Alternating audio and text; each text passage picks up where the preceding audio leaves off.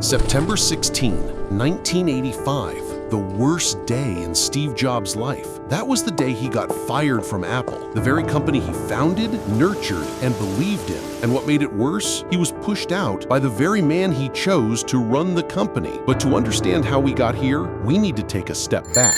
In 1976, Steve Wozniak built a computer, a simple circuit board with potential. He showed it to Steve Jobs. Jobs saw magic. He didn't just see a board. He saw the future. We have to sell this, he told Woz. And in that little garage at Steve's family home, Apple was born.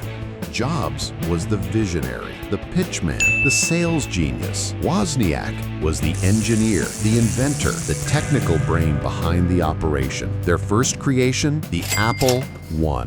It did well, but the game changer was next. In 1977, the Apple II was launched for $1,300. The device was sleek and easy to use, and it was a huge commercial success. In just a year, Apple went from a garage startup to a major player. Investors took notice. They wanted in, and soon the boardroom battles began. In 1980, Apple launched the Apple III. It flopped. Then came Apple Lisa in 1983, another failure. Apple's momentum was slipping. Jobs realized he wasn't the best person to run the company. He needed someone with real executive experience. So he made a list, 20 names, 20 potential CEOs, and one stood out. John Sculley, CEO of Pepsi. Jobs told him one legendary line. Do you want to sell sugar water for the rest of your life, or come with me